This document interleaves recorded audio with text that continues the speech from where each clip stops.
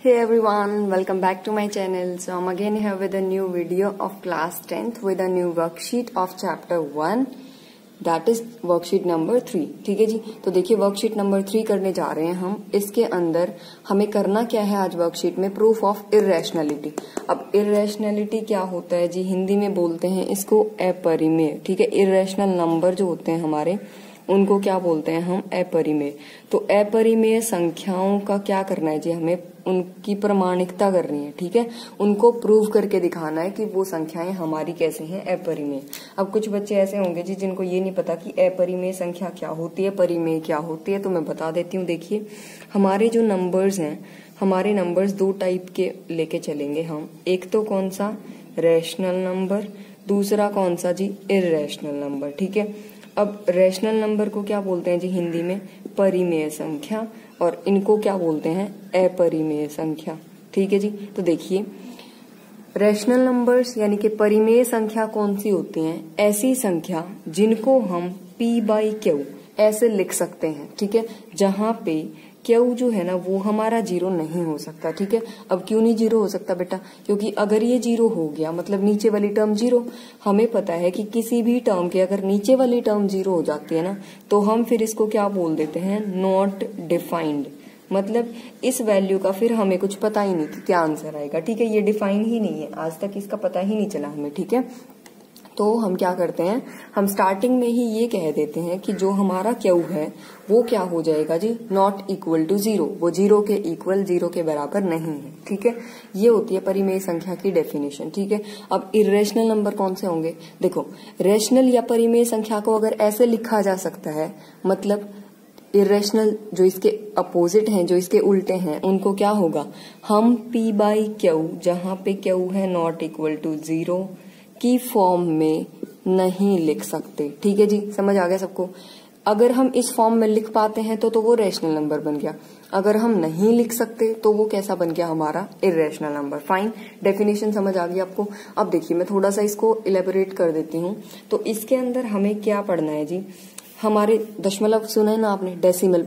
तो हम क्या होता है, अगर मान लीजिए आपकी जो, जैसे मान लीजिए 1.41 है, ये यहाँ पे खत्म हो गया ना, तो ऐसी जो होती है सीक्वेंस उनको हम बोलते हैं जी टर्मिनेटिंग. ठीक है, टर्मिनेटिंग कौन सी, मतलब जो शांत प्रवृत्ति की है. ठीक है जी, अब शांत प्रवृत्ति क्या होती है, जो खत्म हो जाती है एक टाइम पे जाके. ठीक है, जैसे हिंदी में नहीं बोलते हम कि ये तो शांत हो गया, ये बंदा है ना शांत हो जाता है. ये मतलब जैसे मान लो गुस्सा आया हुआ किसी का, तो हम ये बोलते कि ये इसको गुस्सा तो आ जाता है लेकिन ये शांत हो जाता है जल्दी, मतलब उसका गुस्सा खत्म हो जाता है. सेम वैसे ही यहाँ पे डेसिमल के बाद ये शांत का मतलब क्या हो जाएगा कि ये खत्म हो जाता है यहाँ पे. ठीक है जी, तो ये हो गया टर्मिनेटिंग. अब दूसरा वर्ड अगर हम कहें तो वो होता है हमारा नॉन टर्मिनेटिंग. ठीक है जी, अब नॉन टर्मिनेटिंग क्या होगा कि अब मान लो दूसरा कोई ऐसा व्यक्ति है जिसका गुस्सा ऐसा है जी कि वो शांत ही नहीं होता. ठीक है, तो यानी कि वो कैसा हो गया, वो अशांत प्रवृत्ति का हो जाएगा. ठीक है जी, अशांत प्रवृत्ति. अब हमारे जो रैशनल नंबर होते हैं बेटा, वो टर्मिनेटिंग भी होते हैं और नॉन टर्मिनेटिंग भी होते हैं. लेकिन देखो टर्मिनेटिंग होंगे तो अपने आप ही खत्म हो जाएंगे, लेकिन अगर वो नॉन टर्मिनेटिंग हुए ना, तो उसके साथ एक और कंडीशन आ जाएगी. वो कंडीशन क्या होगी हमारी, वो कंडीशन हो जाती है जी रीअकरिंग. ठीक है, क्या बोलते हैं इसको हम, रेकरिंग. ठीक है जी, इसका क्या मतलब है कि आपका वो खत्म तो नहीं होगा, लेकिन 1, 2 नंबर, 3 नंबर, 4 नंबर ऐसे होंगे दशमलव के बाद, पॉइंट के बाद, डेसिमल के बाद, कि जो क्या करेंगे, बार बार रिपीट करते रहेंगे. ठीक है, अब जैसे मान लीजिए मैंने एक नंबर लिखा 1.414141 अप टू सोन. इसका क्या मतलब है कि ये नंबर 414141 ये रिपीट होता जा रहा है बार बार.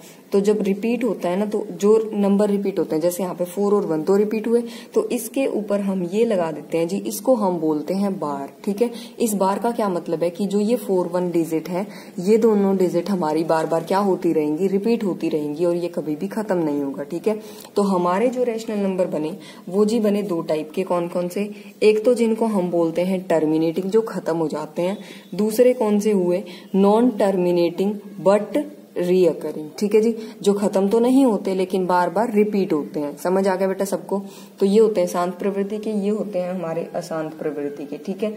अब यहाँ पे आ जाइए आप, अपरिमेय क्या होता है? तो जी अपरिमेय वाला होता है थर्ड टाइप। कौन सा? देखिए फर्स्ट था टर्मिनेटिंग, सेकंड था नॉन टर्मिनेटिंग बट रीअकरिंग। इसमें क्या हो जाएगा जी? नॉन टर्मिनेटिंग तो ये होगा ही, मतलब ये खत्म नहीं होने वाला। साथ में क्या हो जाता है जी? Non recurring. नॉन रीअकरिंग का मतलब क्या हो गया बेटा? कि ये रिपीट भी नहीं करेगा। समझ आ गया? ना तो ये खत्म होने वाला है और ना ही ये रिपीट करेगा, ठीक है। अब जैसे मान लीजिए मैंने लिखा 1.612354 कुछ भी लिख लो आप, फिर 0, फिर मान लीजिए मैंने लिख दिया 3, फिर लिख दिया मान लो 2, फिर मान लो मैंने लिख दिया 5, फिर लिख दिया मान लो 9। तो देखो इनमें कोई टर्म हमें तो कुछ रिपीट होता हुआ दिख ही नहीं रहा, और फिर मैंने लगा दिया जी डैश डैश, मतलब ना तो ये खत्म हो रहा, ये कैसा है? नॉन टर्मिनेटिंग यानी कि अशांत प्रवृत्ति का, ना ही ये रिपीट हो रहा बार बार, नॉन रीअकरिंग भी है, रिपीट भी नहीं होता। तो जी ऐसे जो डेसिमल नंबर्स होते हैं हम उनको क्या बोलते हैं जी? अपरिमेय संख्या यानी कि इर्रेशनल नंबर्स, ठीक है जी। समझ आ गया सबको? अब इनको हिंदी में क्या बोलते हैं बेटा, मैं वो और बता देती हूँ आपको।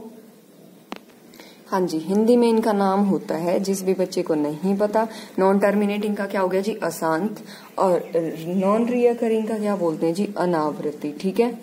आवृत्ति अनावृत्ति ये अपोजिट वर्ड्स हैं हमारे। तो अशांत, अनावृत्ति, दशमलव प्रसार, ठीक है जी, दशमलव प्रसार, डेसिमल एक्सपेंशन, ये इंग्लिश में इसको बोलेंगे डेसिमल एक्सपेंशन, ठीक है। Non terminating, non recurring, decimal expansion, इसी को हिंदी में क्या बोलते हैं? अशांत, अनावृत्ति, दशमलव प्रसार, ठीक है जी। तो ये हो गए हमारे इरेशनल नंबर जो इस टाइप के होते हैं। यहाँ पे क्या थे? हमारे रेशनल नंबर। फाइन, ये आपको लर्न हो गया होगा, जल्दी से एक बार रिवाइज करा देती हूँ। रेशनल नंबर्स कौन से होते हैं बेटा? जो p/q की फॉर्म के होते हैं, जहाँ पे q नॉट इक्वल टू 0 होता है। जिनको ऐसे लिखा गया वो रेशनल, जिनको ऐसे नहीं लिखा गया वो इरेशनल, ठीक है। अब रेशनल के अंदर कौन कौन आएंगे?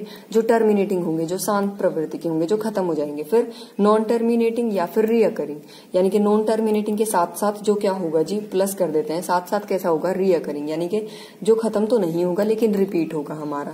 फाइन, नेक्स्ट इरेशनल कैसे होंगे? जो नॉन टर्मिनेटिंग भी होंगे और नॉन रीअकरिंग भी होंगे, यानी कि जो ना तो खत्म होंगे ना ही रिपीट होंगे। फाइन, समझ आ गया बेटा सबको? अब हम क्या करेंगे, यहाँ पे हम जो हमारे इरेशनल नंबर्स होते हैं ना उनका प्रूफ करेंगे। कहाँ पे? इस वर्कशीट के अंदर, ठीक है। हमें करना तो क्या था? मेन टॉपिक तो हमारा ये है कि इरेशनल नंबर्स को हम प्रूफ कैसे करेंगे कि वो नंबर हमारा कैसा है? इरेशनल। तो जी इसके अंदर हम यूज करते हैं, हिंदी वाले बच्चे जी थोड़ा सा ध्यान दीजिए, विरोधाभास का। किसका करते हैं जी? विरोधाभास। और इंग्लिश में क्या बोलते हैं बेटा इसको? कॉन्ट्राडिक्शन, ठीक है। अब देखिए क्या होती है कॉन्ट्राडिक्शन, विरोधाभास क्या होता है, ये मैं आपको साथ साथ ही समझाती चलूंगी, ठीक है। आपको बस ये नाम सुनना था अभी। तो देखते हैं, अब प्रूफ करके देखते हैं कि इरेशनल नंबर्स को प्रूफ करेंगे कैसे। हाँ जी, देखिए फर्स्ट एग्जाम्पल दे रखा है हमें वर्कशीट के अंदर √2। हमें क्या करना है जी? √2 को हमें प्रूफ करना है कि ये कैसा नंबर है? इरेशनल नंबर है, ठीक है जी। तो मैंने आपको बताया था कि विरोधाभास या फिर हम क्या करेंगे? कॉन्ट्राडिक्शन से प्रूफ करेंगे। अब मैंने क्या किया जी? कॉन्ट्राडिक्शन या विरोधाभास का क्या मतलब होता है? विरोध का क्या मतलब होता है? कि आपको अगर कोई एक चीज बोल रहा है, आप उसका क्या कर रहे हो? विरोध कर रहे हो, मतलब आप उसको अपोज कर रहे हो, ठीक है। जैसे मान लीजिए कि किसी ने ये कहा कि देखने के बाद कि मान लीजिए एक हमारे पास एक पर्सन है ए, ठीक है, और एक पर्सन है बी। तो ए ने बी को क्या कहा कि कोई पर्सन सी है, ये सी पर्सन ना अच्छा इंसान नहीं, ठीक है जी। ए ने क्या कहा बी को कि सी पर्सन अच्छा इंसान नहीं है। तो बी ने क्या किया जी? इसका विरोध किया। विरोध करके क्या बोला? नहीं, बिल्कुल नहीं, ये इंसान तो बहुत अच्छा है, ठीक है जी, हम तो सबको अच्छा ही बोलेंगे। तो बी ने क्या कहा? हम बी हैं, ठीक है। हमने क्या कहा कि जी नहीं, सी इंसान जो है वो तो बहुत ज्यादा अच्छा है, ठीक है। तो हम क्या कर रहे हैं? उसका ए का विरोध कर रहे हैं, अपोज कर रहे हैं उसकी बात का, ठीक है जी। सेम ऐसे ही हमें क्या करना है? हमें करना है √2 को प्रूफ इरेशनल। तो हम क्या लेके चल पड़ते हैं जी? सबसे पहले हम मान लेते हैं कि जो √2 है वो हमारा कैसा नंबर है जी? हम उसको रेशनल नंबर या फिर परिमेय संख्या, ठीक है जी, ये दोनों सपोज कर लेते हैं। रेशनल की हिंदी होती है ना परिमेय संख्या। तो हमने क्या किया? √2 को रेशनल नंबर हम लेके चल पड़े स्टार्टिंग में, ठीक है जी। हम मानते हैं ये माना √2 जो है वो क्या है, रैशनल नंबर है। अब अगर ये रैशनल है तो बेटा मैंने रैशनल की क्या डेफिनेशन बताई थी कि रैशनल को हम कैसे लिख सकते हैं, p/q की फॉर्म में, जहां पे q क्या हो जाएगा, नॉट इक्वल टू 0। तो अगर ये रैशनल है, परिमेय संख्या है, तो हम इसको क्या लिख सकते हैं, p/q। अब ये मैंने ऐसा तो लिख दिया, साथ में मैं क्या करती हूँ, देखो ये q यहाँ पे डिवाइड उधर लेके जाऊँ, मल्टीप्लाई हो जाएगा, तो क्या बनेगा, √2 इंटू q इक्वल्स टू क्या आ गया, p। ठीक है, ये इक्वेशन बनी मेरे पास। अब मैं क्या कर देती हूँ, दोनों साइड स्क्वायर कर देती हूँ। ठीक है जी, स्क्वायर समझते हैं ना आप, जैसे मान लीजिए 2 है, 2 का स्क्वायर करेंगे तो क्या होता है, 2 × 2, उसी नंबर को 2 बार आपस में मल्टीप्लाई करना। ठीक है, तो मैंने क्या कर दिया जी, दोनों साइड स्क्वायर कर दिया। तो यहाँ पे क्या लिखेंगे, स्क्वायरिंग बोथ साइड्स, इंग्लिश वाले बच्चे। ठीक है जी, और जो भी बच्चे हिंदी के मीडियम के हैं वो क्या लिखेंगे, दोनों साइड, दोनों तरफ वर्ग करने पर। ठीक है जी, वर्ग समझ आ गया ना आपको, वर्ग से। तो चलिए अब दोनों साइड जब करेंगे तो क्या हो जाएगा, √2q इसका स्क्वायर, इधर भी क्या आ जाएगा, p का स्क्वायर। यहाँ पे आप रीजन लिख दीजिएगा, दोनों तरफ क्या किया है आपने, वर्ग किया है। ठीक है जी, या फिर आप इंग्लिश में क्या बोलेंगे कि ऑन स्क्वायरिंग बोथ साइड्स। ठीक है जी, अब देखिए √2 का स्क्वायर करेंगे, क्या आ गया, 2। ये स्क्वायर से √ कट जाता है हमारा, फिर q का स्क्वायर, और इधर क्या है जी, p का स्क्वायर। अब देखिए जो p का स्क्वायर है हमारा, वो किसका फैक्टर आ गया जी, उसका फैक्टर कौन आ गया, यहाँ से चेक करके बताओ आप, 2। समझ आ रहा है आपको, जो p स्क्वायर है, अब या तो ऐसे बोल लो कि p स्क्वायर किसका मल्टीपल है, 2, या फिर ये बोल लो कि p स्क्वायर का फैक्टर कौन है, 2। ठीक है, अब ये दोनों की मल्टीप्लाई p स्क्वायर है, यानी कि p स्क्वायर के अंदर एक तो 2 है और दूसरा क्या है, q स्क्वायर। ठीक है, तो हम कह सकते हैं कि जो p स्क्वायर है उसका फैक्टर कौन है जी, 2 है। ठीक है, हाँ जी, आप यहाँ से देखो ये भी बोल सकते हो कि जो ये 2 है हमारा, ये क्या है, इसका एक फैक्टर, या फिर हिंदी में क्या बोलोगे कि क्या है इसका, ये गुणनखंड। ठीक है, और दूसरा देखो ये इसके साथ 2 से मल्टीप्लाई हो रखा है, p स्क्वायर की वैल्यू ये है 2 से मल्टीप्लाई होके, तो यानी कि ये कैसा नंबर बन जाएगा जी, सम संख्या। पिछली वर्कशीट में बताया था ना आपको, सम संख्या क्या होती है, जो 2 से भाग हो जाती है पूरी पूरी। तो आप यहाँ से क्या बोल सकते हो कि p स्क्वायर एक क्या है जी, सम संख्या है या फिर सम पूर्णांक है। ठीक है, और इंग्लिश वाले बच्चे क्या बोलेंगे, p square is an even number. ठीक है जी, p square is an even number. और साथ में क्या लिखेंगे आप कि जो ये 2 है, ये p स्क्वायर का क्या है जी, हिंदी वाले बच्चे लिखेंगे गुणनखंड है, और इंग्लिश वाले क्या लिखेंगे जी, 2 is a factor of p square. ठीक है, अब ये इसका हो गया जी गुणनखंड। अब देखिए अगर p स्क्वायर सम संख्या है और 2 इसका फैक्टर है, गुणनखंड है, तो यहां से हम क्या कहेंगे कि जो हमारा p नंबर है वो भी क्या बन जाएगा जी, समपूर्णांक। ठीक है, और उसमें भी क्या हो जाएगा, 2 जो है उसका भी क्या बन जाएगा जी, हमारा p का क्या बन जाएगा, गुणनखंड। ठीक है जी, समझ आ गया सबको। तो यहाँ से मैंने बोला कि p क्या है, एक सम संख्या, जहां से जो ये 2 है ये इसका क्या हो जाएगा जी, एक गुणनखंड। तो क्या मैं p को ऐसे लेके चल सकती हूँ, आप सपोज कर लीजिए इसको 2m के इक्वल। ठीक है, क्योंकि मैंने कहा था कि ये किसके इक्वल है, ये हमारा जी सम संख्या है और 2 इसका क्या है, गुणनखंड। तो मैंने लिख दिया, माना p इक्वल्स टू क्या है, 2m। लिख सकते हैं जी ऐसा। अब देखिए मैंने क्या कर दिया, मैंने दोनों साइड स्क्वायर करना है, फिर से वही दोनों साइड वर्ग करने पर क्या हो जाएगा, p का स्क्वायर, यहाँ से क्या आ जाएगा जी, 2m, और इसका क्या हो जाएगा स्क्वायर। अब देखिए 2 का स्क्वायर करेंगे, 2 2 4, 2 दूनी 4, और m का स्क्वायर लिखेंगे तो m square as it is आएगा यहाँ पे। ठीक है, अब इसके बाद देखिए ये हमारा नंबर जो बना, ये क्या बन गया हमारा, 4m स्क्वायर के इक्वल। क्या ये p स्क्वायर की वैल्यू हम यहाँ पे ऊपर यूज कर सकते हैं, इसमें इसको इक्वेशन नंबर 1 दे दो आप। ठीक है, तो हम क्या लिखेंगे, ये इक्वेशन नंबर 2 डाल दो मान लीजिए, तो यहाँ से देखिए क्या बनेगा, 2q square as it is लिखो, p स्क्वायर की जगह क्या आ जाएगा, 4m स्क्वायर। हमने क्या किया है जी, हमने यूज कर लिया है किसका, यूजिंग इक्वेशन 1, इक्वेशन 1 का, समीकरण 1 का प्रयोग करने पर। ठीक है जी, कभी हिंदी कभी इंग्लिश, तो आप इंग्लिश वाले बच्चे भी लिख सकते हैं, हिंदी वाले भी, बताऊंगी मैं दोनों में। ठीक है, अब देखिए यहाँ से q स्क्वायर की वैल्यू निकालनी है, ये 2 यहाँ पे मल्टीप्लाई है तो उधर जाके क्या हो जाएगा, डिवाइड। तो जी डिवाइड में लिखेंगे 4m स्क्वायर के डिवाइड में 2, 2 से कट गया 1 पे, ये गया 2 पे, तो क्या आंसर आ गया, 2m स्क्वायर।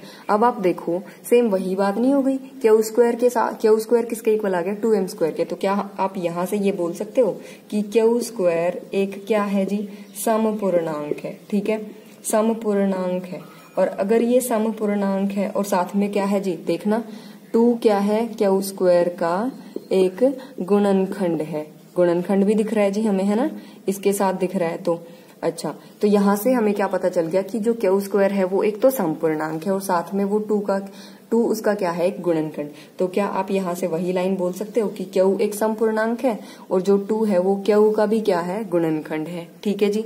तो क्यू जो है वो 2, क्यू का गुणनखंड कौन आ गया, 2। यहाँ पे पी का गुणनखंड क्या आ गया था, 2, यानी कि जी पी भी 2, जो पी है हमारा वो भी एक सम संख्या है और उसका गुणनखंड 2 है, क्यू भी एक सम संख्या है और उसका गुणनखंड 2 है। तो दोनों में कॉमन नहीं हो गया, ये सेम नहीं हो गई ये बात, है ना जी, बिल्कुल सेम है। अब ये बात अगर बिल्कुल सेम है तो क्या मैं यहाँ से ये बोल सकती हूँ कि पी और क्यू दोनों में क्या कॉमन है जी, दोनों में हमारा कॉमन आ गया 2। ठीक है जी, समझ आया ये आप सबको। ठीक है बेटा, ये मैंने शॉर्ट फॉर्म में लिख दिया। क्या थी यहाँ से हमारी लाइन कि पी भी क्या था, पी का गुणनखंड भी क्या था यहाँ से 2, क्यू का गुणनखंड भी क्या है 2।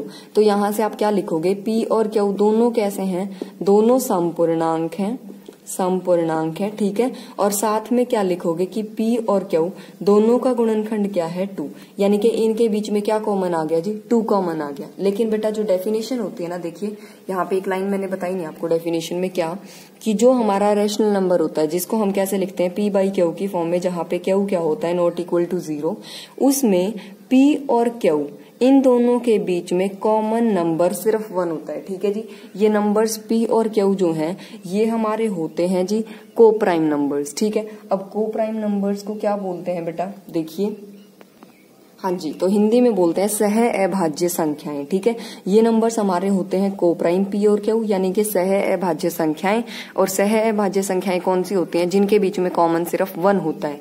लेकिन मैंने तो यहाँ से क्या ला दिया, मैंने तो इसको परिमेय संख्या लेके भी मैंने तो पी और क्यू के बीच में क्या कॉमन ले आई, मैं 2 को कॉमन ले आई। तो जी यहाँ से क्या आ गई मेरी, ये ही तो विरोध हो गया कि वो तो स्टेटमेंट क्या कहता था कि कॉमन 1 है, यहाँ पे स्टेटमेंट मैंने क्या प्रूफ कर दी कि कॉमन 2 आ गया। तो जी यही तो विरोध कर दिया ना इस स्टेटमेंट ने। तो यही क्या हो गई हमारी कॉन्ट्राडिक्शन। तो हम क्या बोलेंगे कि यह जो है ये क्या है, यह एक विरोधाभासी कथन है। ठीक है जी, मैं ऐसे हिंदी में लिख देती हूँ एक बार, यह एक विरोधाभासी कथन है। ठीक है, या फिर इंग्लिश में क्या लिखोगे, दिस इज कॉन्ट्राडिक्शन। ठीक है, ये कॉन्ट्राडिक्शन है। तो फिर क्या बोलेंगे, अगर कॉन्ट्राडिक्शन है, ये बात उल्टी है, मतलब जो मैं बोल रही हूँ अगर वो बात उल्टी है, तो जी जो सीधी वाली बात है वो क्या हो जाएगी, जो स्ट्रेट वाली बात है ना। तो देखिए, ये अगर हमारा गलत है ये बात कि ये क्या लेके चले थे हम कि परिमेय संख्या, अगर ये बात गलत है मेरी, मैं इसका अगर गलत विरोध कर रही हूँ, तो फिर यानी कि मेरा आंसर क्या आ जाएगा, अगर ये परिमेय नहीं है तो फिर ये कैसे मिलेगी, ये कैसी हो जाएगी जी, अपरिमेय संख्या। समझ आ गया सबको। तो यहाँ से आप क्या बोलोगे कि √2 √2 जो है हमारा वर्गमूल 2, ये कैसी है जी, ये एक अपरिमेय संख्या है। ठीक है जी, समझ आ गया सबको। ठीक है, हाँ जी, देखिए अब हमें क्या दे रखे हैं बेटा, खुद से करने के लिए क्वेश्चंस दे रखे हैं 3, जिनमें देखो सबसे पहले वाला है √3 वर्गमूल 3। अब ये वर्गमूल 3 तो वर्गमूल 2 के जैसा है ना, बिल्कुल, इसमें 3 कॉमन आएगा, मैं बता देती हूँ आपको। ठीक है, तो आप ये वाला खुद करोगे, मैं आपको बाकी के करा देती हूँ। ठीक है, अब बाकी के देखो क्या है, √3 वाला आप खुद से करेंगे। सेकंड देख लेते हैं, सेकंड में क्या दे रखा है जी, 3 + √5। ठीक है, ये दे रखा है बेटा। तो जो भी गिवन होता है सबसे पहले हम उसको क्या सपोज करके चलते हैं, क्या मान के चलते हैं बेटा, माना ये कैसी संख्या है, परिमेय। ठीक है, कैसी संख्या मान लीजिए, हमने इसको परिमेय संख्या मान लिया। अगर ये परिमेय संख्या है तो क्या लिखेंगे, 3 + √5 किसके इक्वल हो गया, p बाई क्यू के। अब क्यू को उधर क्या कर लो, मल्टीप्लाई, एक काम करो मल्टीप्लाई में मत ले जाओ, देखो मुझे अंडर रूट वाली जो टर्म होती है ना बेटा, ये वाली टर्म होती है हमारी अपरिमेय संख्या। 3 तो हमारी परिमेय है, क्यों, क्योंकि 3 के नीचे तो 1 लिख सकते हैं हम, है ना। तो ये तो हमारी परिमेय है। तो मैंने क्या किया, ये जो 3 यहाँ पे प्लस है इधर लेके आ जाती हूँ मैं, क्या हो जाएगा देखो, √5 = p बाई क्यू, माइनस में हो गया यहाँ पे आके ये। अब देखो p बाई क्यू कैसी संख्या थी, परिमेय, ये 3 भी कैसा है, परिमेय। दो परिमेय संख्याओं का जो ये सब्ट्रैक्शन होता है हमारा, ये भी क्या होता है जी, परिमेय संख्या। तो जो हमारी राइट हैंड साइड है वो कैसी बन गई जी, परिमेय संख्या। अब हम लेफ्ट साइड को भी क्या प्रूफ करेंगे, परिमेय संख्या। अगर वो परिमेय संख्या आएगी तो भी तो हमारा प्रूफ हो पाएगा। ठीक है, कि ये परिमेय है। तो देखिए मैंने क्या कर लिया, √5 को मुझे क्या प्रूफ करना है कि ये देखते हैं हम कि ये परिमेय है या अपरिमेय। ठीक है, तो हम क्या लेके चलेंगे जी, अपरिमेय है तो इसको पहले परिमेय लेके चलेंगे, तभी तो काम होगा हमारा। ठीक है, तो हमने √5 को क्या ले लिया, परिमेय संख्या। देखो इसको परिमेय प्रूव करने के चक्कर में हमें क्या करना होता है जी, सबसे पहले तो इसको परिमेय लेके चलते हैं, फिर जो इसके साथ प्लस माइनस में है वो दूसरी साइड भेजते हैं, जो अंडर रूट वाली टर्म है ना सिर्फ वही हमारी लेफ्ट साइड में रहती है, ठीक है। और दोबारा से जाके उसको आपको फिर से प्रूव करना होता है कि वो अपरिमेय है, ठीक है। अब देखो हम क्या करेंगे, अंडर रूट 5 को परिमेय ले लिया, अगर ये परिमेय है तो अंडर रूट 5 को क्या लिखेंगे, पी बाई क्यू। अब देखो पी बाई क्यू तो यहाँ पे यूज कर लिया, तो इसको पी बाई क्यू नहीं लिख सकते, हम इसको दूसरा नाम देंगे कोई भी, मान लीजिए आर बाई एस लिख दिया मैंने, ठीक है। अब यहाँ से क्या कंडीशन होगी कि एस नॉट इक्वल टू 0 है और आर और एस के बीच में कॉमन क्या है, सिर्फ 1, ठीक है। अब देखो एस इधर आके मल्टीप्लाई हो जाएगा, सेम वही है बेटा, इसलिए मैं थोड़ा सा स्पीडली करा रही हूँ। एस मल्टीप्लाई में यहाँ पे आ गया आर, दोनों साइड क्या कर देंगे जी स्क्वायर, अंडर रूट 5 का स्क्वायर आ गया 5, एस का स्क्वायर एज इट इज, इधर से आर का स्क्वायर बन गया आर स्क्वायर, ठीक है।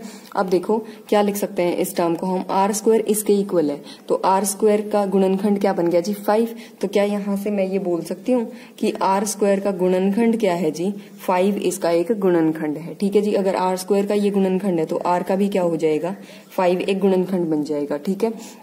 अब देखो अगर ये r जो है r का गुणनखंड 5 है तो क्या मैं r को ऐसे लिख सकती हूँ 5 इंटू एम, क्योंकि r का गुणनखंड था 5, तो ठीक है जी। अब देखिए यहाँ से इसको थोड़ा सा और सॉल्व करते हैं, दोनों साइड स्क्वायर कर दो, ठीक है जी, दोनों साइड वर्क कर लेते हैं। अब r का स्क्वायर यहाँ से क्या बन गया 5m का स्क्वायर, 5 का स्क्वायर हो गया 25, m स्क्वायर बन गया ये, ठीक है जी। अब यहाँ से इसको थोड़ा सा और सिंप्लीफाई करते हैं। अब देखिए r स्क्वायर की वैल्यू क्या आ गई, ये आर स्क्वायर की वैल्यू, इसको इक्वेशन नंबर 1 नाम दे दो, इक्वेशन नंबर 1 में यूज कर सकते हैं हम। तो देखिए क्या बनेगा 5s स्क्वायर, यहाँ पे क्या लिखा जाएगा 25m स्क्वायर, क्या यूज किया है हमने, इक्वेशन 1 को यूज कर लिया है, तो क्या लिख दिया यूजिंग इक्वेशन 1, ठीक है। अब एस स्क्वायर का आंसर निकालो, 25m स्क्वायर, ये यहाँ पे मल्टीप्लाई है, उधर जाके क्या हो जाएगा डिवाइड, इससे कट गया 1, इससे कट गया 5, तो क्या आंसर आ गया 5m स्क्वायर। तो s स्क्वायर का भी गुणनखंड क्या आ गया 5 आ गया, तो क्या बोलेंगे s स्क्वायर का गुणनखंड क्या है 5, तो s का भी गुणनखंड क्या हो जाएगा 5 हो जाएगा। अब देखो r का भी गुणनखंड 5, s का भी गुणनखंड 5, तो r और s दोनों का गुणनखंड क्या आ गया 5 आ गया, तो मैं बोल सकती हूँ कि ये इनका कॉमन गुणनखंड है, ठीक है जी। कॉमन आते ही क्या बात आ जाएगी कि हमने तो लिया था कि r और s तो कैसे हैं, को प्राइम नंबर्स, सह अभाज्य संख्याएं, लेकिन इनके बीच में तो क्या कॉमन आ गया 5, तो ये कैसा हो गया जी, ये कथन हमारा हो गया विरोधाभास कथन, यानी कि कॉन्ट्राडिक्टरी स्टेटमेंट, ठीक है जी। तो विरोधाभास कथन आते ही क्या बोलोगे कि जो हम स्टार्टिंग में लेके चले वो हमने गलत सोच लिया था। क्या सोचा था हमने मान के चले थे हम कि ये कैसा नंबर है, ये एक परिमेय संख्या है, तो ये कैसा बन जाएगा जी अंडर रूट 5, तो हमारा कैसा नंबर हो जाएगा अपरिमेय संख्या, ठीक है जी। ये आ गया अपरिमेय संख्या। अब आप एक बार यहाँ पे आ जाओ लेफ्ट साइड में, स्टार्टिंग में हम यहाँ से क्या लेके चले थे कि ये पूरा नंबर है परिमेय, ये भी क्या था हमारा p बाई क्यू की फॉर्म में लिख दिया था, अंडर रूट 5 को इसके इक्वल लिख दिया था। अब देखो ये दो परिमेय संख्याओं का सब्ट्रैक्शन कैसा था, परिमेय, और लेफ्ट साइड में क्या आ गया जी, हमने इसको क्या प्रूव कर दिया अपरिमेय। तो ऐसा तो हो ही नहीं सकता जी कि एक अपरिमेय संख्या परिमेय के इक्वल हो जाए, दोनों को परिमेय होना पड़ेगा या फिर दोनों को अपरिमेय होना पड़ेगा, यानी कि यहाँ से भी क्या आ गई हमारी कॉन्ट्राडिक्शन, विरोधाभास हो गई। ये भी कथन हमारा कैसा हो गया विरोधाभास, कॉन्ट्राडिक्टरी स्टेटमेंट। तो हमने क्या किया था जी, हमने कुछ माना था, क्या माना था कि ये कैसी है परिमेय, तो ये कैसी हो जाएगी जी, ये हो जाएगी अपरिमेय, ठीक है जी। समझ आ गया सबको, ये जो लाइंस मैं अभी तक बोल रही थी ना ये आपको बस लिखनी है कॉपी में, फाइन।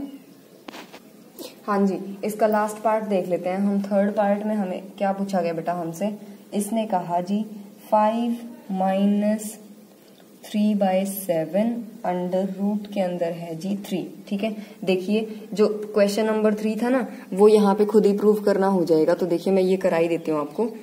इसमें हमें क्या करना है बेटा, इस नंबर को हमें प्रूव करके दिखाना है कि ये कैसा नंबर है, ये हमारा एक अपरिमेय संख्या है, ठीक है। तो वही काम क्या करते हैं हम, प्रूव तो हमें करना है कि अपरिमेय, लेकिन हम मान के क्या चलते हैं इसको, परिमेय। तो हमने इसको मान लिया कि ये कैसी संख्या है, परिमेय संख्या है। ठीक है, अब अगर ये परिमेय संख्या है बेटा तो इसको क्या लिखेंगे, 5 - 3/7 √3 को p/q। ठीक है, p/q की फॉर्म में लिख दिया। अब यहाँ से क्या करेंगे, देखिए ये 5 यहाँ पे प्लस में, उधर जाके क्या हो जाएगा माइनस, तो क्या लिखेंगे -3/7 √3 एज इट इज p/q, ये 5 वहां जाके माइनस। अब देखो ये 3 और 7 भी यहाँ पे काम नहीं है इनका, दूसरी साइड ले जाओ इनको भी, क्योंकि मैंने कहा था ना कि सिर्फ √ वाली टर्म को लिखना है लेफ्ट साइड में। तो देखिए p/q -5, ये 7 मल्टीप्लाई, नीचे था ये ऊपर चला गया, ये ऊपर था नीचे चला गया, माइनस का साइन भी यहाँ से हटा के दूसरी साइड भेज दिया हमने। ठीक है जी, अब देखिए ये माइनस का दूसरी अंदर लेके चले जाते हैं ब्रैकेट के, तो 7/3 यहाँ से p/q के साथ तो लग गया माइनस, और 5 कैसा हो जाएगा, प्लस का साइन चेंज, और यहाँ पे क्या बचा हमारा √3। अब देखिए p/q कैसा नंबर था, परिमेय संख्या, इसके साथ माइनस लगा दोगे तो भी कैसी रहेगी, परिमेय संख्या। परिमेय में दूसरी 5 भी कैसी है, परिमेय, तो दोनों परिमेय को प्लस कर दिया तो भी क्या रहेगी, परिमेय संख्या, और किसी परिमेय संख्या से गुणा कर दिया तो भी क्या रहेगी, परिमेय संख्या। तो जो हमारी राइट साइड है वो तो कैसी है जी, परिमेय संख्या। अब मैं क्या कर दूं, अगर मैं इस टर्म को अपरिमेय कर दूं, अगर मैं लेफ्ट साइड वाली को अपरिमेय प्रूव कर दूं तो मेरा काम हो जाएगा, कॉन्ट्राडिक्शन आ जाएगी पिछले क्वेश्चन की तरह। ठीक है, तो मैं इसको क्या प्रूव करूंगी कि √3 कैसी है, एक अपरिमेय संख्या। ठीक है, जो आपको फर्स्ट एग्जांपल में जो आपको खुद से करना था ना, उसमें भी क्वेश्चन में दे रखा था √3। तो इसको हम क्या प्रूव करेंगे जी कि ये कैसी है, अपरिमेय। तो हमने इसको क्या ले लिया, परिमेय लेके चलेंगे हम इसको। हमने मान लिया जी कि ये कैसी है, एक परिमेय संख्या है। अब √3 को क्या लिख सकते हैं, अगर ये परिमेय है तो यहाँ पे तो p/q का यूज कर लिया, तो क्या लिख लोगे, r/s लिख दो यहाँ पे। साथ में क्या कंडीशन है, s ≠ = 0, और r और s के बीच में क्या कॉमन है, सिर्फ 1। ठीक है, अब देखिए s को इधर लेके आओ, √3 s किसके इक्वल आ गया, r के। दोनों साइड क्या कर दो, वर्ग कर दो, यानी कि स्क्वायर कर दो, क्या हो जाएगा 3। यहाँ पे क्या आ गया, s², यहाँ पे क्या बना, r²। ठीक है, अब r² हमें दिख रहा है जी, क्या है यहाँ पे, r² का गुणनखंड कौन है, 3। अगर r² का गुणनखंड है ये तो किसका होगा, r का भी गुणनखंड बनेगा फिर तो ये पक्का। ठीक है जी, अब यहाँ से देखिए अगर ये r का गुणनखंड 3 है तो क्या r को ऐसे लिख सकते हैं 3m। ठीक है, क्योंकि r का गुणनखंड था 3। अब दोनों साइड क्या कर लो, स्क्वायर, यहाँ पे स्क्वायर हो गया, इधर करेंगे 3 का स्क्वायर 9 और m का स्क्वायर ये बन गया, स्क्वायर वर्ग एक ही बात है। ठीक है जी, अब देखिए r² इसके इक्वल है, यहाँ से मैं क्या करती हूँ, इस r² की वैल्यू, इसको इक्वेशन नंबर 1 डाल लो, 1 में यूज कर लेते हैं। तो देखिए क्या बनेगा, 3s² = r² की जगह क्या लिख दिया, 9m²। ठीक है जी, अब s² का आंसर निकालना है मुझे, तो 9m², ये 3 इधर आके डिवाइड में 3 से कट गया 1, ऊपर आ गया 3, तो क्या आंसर बचा, 3m²। ठीक है, अब मुझे दिख रहा है कि s² भी किसका s² का गुणनखंड क्या आ गया, 3। तो मैं बोल सकती हूँ कि s² का गुणनखंड 3 है। अगर s² का है तो फिर ये s का भी हो जाएगा। ठीक है, अब देखो यहाँ से r का गुणनखंड भी क्या था, 3, s का गुणनखंड भी क्या आ गया, 3। तो क्या मैं ये बोल सकती हूँ r और s दोनों का गुणनखंड क्या है, एक 3 है। अगर ये गुणनखंड दोनों का 3 है, यानी कि r और s के बीच में क्या कॉमन आ गया, 3। लेकिन मैंने तो क्या लिया था शुरू में कि r और s के बीच में तो कॉमन सिर्फ क्या है, 1, यानी कि मेरी क्या आ गई जी, विरोधाभास कथन, यानी कि कॉन्ट्राडिक्टरी स्टेटमेंट। अगर कॉन्ट्राडिक्शन आ जाती है तो मैंने जो माना वो गलत माना था। क्या माना था मैंने, कि परिमेय, यानी कि परिमेय गलत माना, तो ये कैसी हो जाएगी, अपरिमेय संख्या। यानी कि मैंने प्रूव कर दिया कि √3 कैसी संख्या है जी, अपरिमेय। अब देखो लेफ्ट साइड अपरिमेय, राइट साइड परिमेय, ऐसा तो हो ही नहीं सकता कि अपरिमेय परिमेय के इक्वल हो जाए। यानी कि हमारी जो अजम्पशन थी, जो हमने स्टार्टिंग में सपोज किया, जो हम मान के चले इसको परिमेय, वो हमने गलत मान लिया। ये कैसा है जी, ये नंबर बन जाएगा हमारा अपरिमेय। ठीक है जी, समझ आ गया। बस आपको ये लाइंस लिखनी है जो मैं आपको समझा रही हूँ, बाकी मैंने आपको समझा तो सब कुछ दिया ही है। तो अब आपको क्या करना है जी, ये वर्कशीट अपनी करनी है कंप्लीट। अब हम मिलेंगे नेक्स्ट वीडियो में, तब तक के लिए बाय बाय।